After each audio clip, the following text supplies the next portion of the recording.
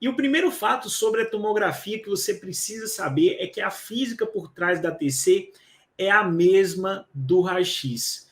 Como assim, João? Você está me dizendo que um mero raio-x é a mesma coisa de uma TC? Bom, na verdade, fisicamente eles são.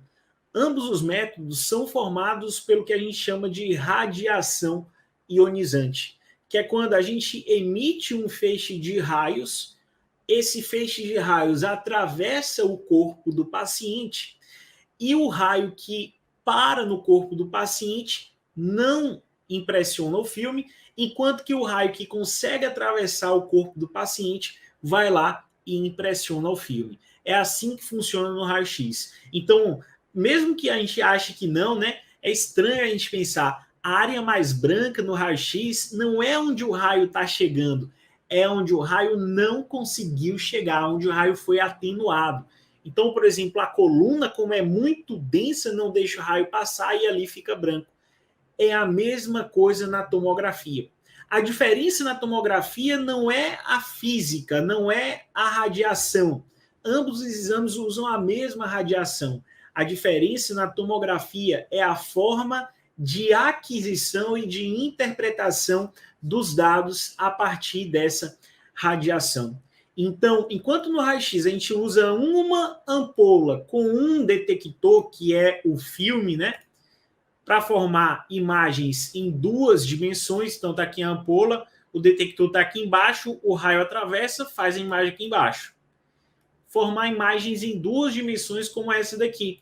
Eu vejo tudo sobreposto. Eu vejo mais o que é mais denso e eu vejo menos o que é menos denso. No raio-x, para eu poder diferenciar uma estrutura da outra estrutura, eu preciso ter diferença de contraste. Então, se eu coloco em contato partes moles com gordura, por exemplo, eu não consigo diferenciar uma coisa da outra, porque para o raio-x elas são muito parecidas. Então, como vocês podem ver aqui, os raios-x são imagens em duas dimensões. A TC ela chegou para mudar isso. O método de aquisição da imagem é bem parecido. Você tem agora dentro desse aparelho uma ampola, só que essa ampola ela vai girando, gente. É por isso que o aparelho é redondo, porque a ampola ela está girando o tempo todo enquanto ela dispara vários raios X, né? Vários feixes de radiação ionizante. Então a ampola vai girando e disparando os feixes, e do outro lado aqui da ampola eu tenho o que a gente chama de fileira de detector. Então, enquanto no raio-x a gente tem um filme para captar aquela imagem, fazer uma imagem 2D, na tomografia eu tenho várias fileiras de detectores, como se fossem vários microfilmes, pegando a imagem de cada parte do corpo do paciente. E enquanto o tubo gira, disparando o raio, o detector ele está lá recebendo a informação de todos os ângulos do paciente. Então, ó, eu tenho o tubo aqui e do outro lado eu tenho a fileira de detectores. O tubo vai girando, os detectores também. De forma que na tomografia eu obtenho dados sobre a passagem do feixe em cada centímetro do paciente. Nada escapa. E aí que está a mágica da coisa. Todos esses dados, essa montanha de dados, é enviada para o software do equipamento que forma a imagem a partir desses vários feixes que foram emitidos. Então, na tomografia, diferente da radiografia, a gente não tem uma imagem em duas dimensões. Nós temos uma imagem de todo o corpo do paciente. A gente consegue ver desde a pele aqui, ó, bem clarinha aqui a pele. Eu vou até... não, acho que está aparecendo direitinho minha tela, né? Ótimo. Então, a gente vê aqui bem clarinho aqui a pele, o subcutâneo, o músculo, que está mais em cinza aqui, os ossos, até o outro lado, ó, coluna dorsal, musculatura paravertebral, subcutâneo e pele aqui também. O legal da tomografia é que a gente consegue trabalhar esses dados que foram obtidos de várias formas, inclusive mudando a janela, né? O nível de tom de cinza que a gente enxerga. O olho humano ele tem uma capacidade muito limitada para enxergar faixa de cinza, mas através do software da tomografia a gente consegue alargar ou diminuir essa janela e olhar a mesma estrutura de forma diferente. Então aqui eu estou numa janela que é chamada janela de Mediastin.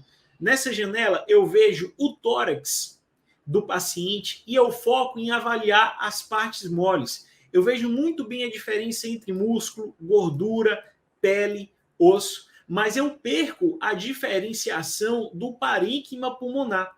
Enquanto que na janela, que a gente chama janela de pulmão ou de parênquima, a gente vê com muito detalhe o que está acontecendo no parênquima pulmonar. Eu vejo cada vasinho passando pelo parênquima pulmonar, cada brônquio que passa por ali.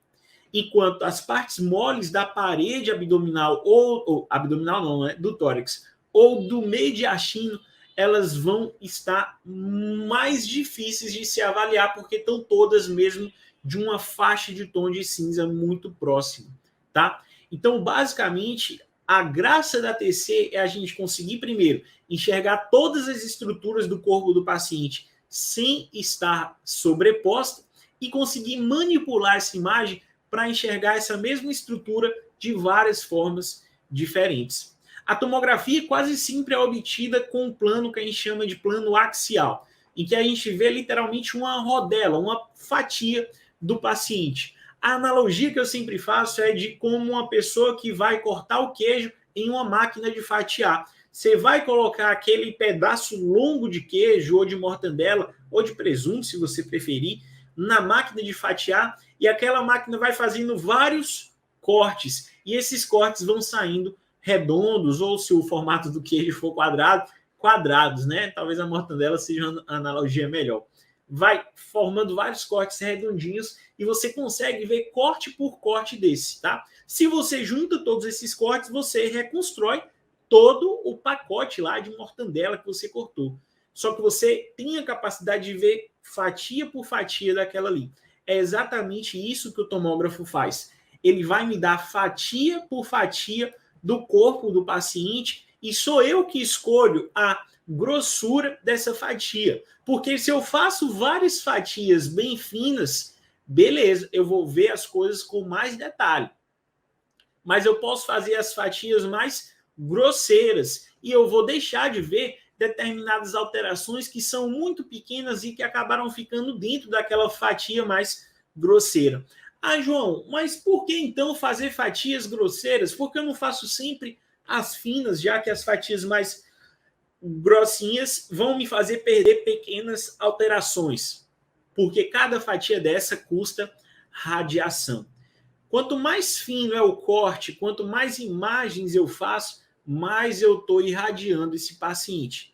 É claro que sempre que isso representar um benefício diagnóstico, deve ser feito, porque não existe radiação demais quando a saúde está em jogo, tá? É sempre optar pelo diagnóstico.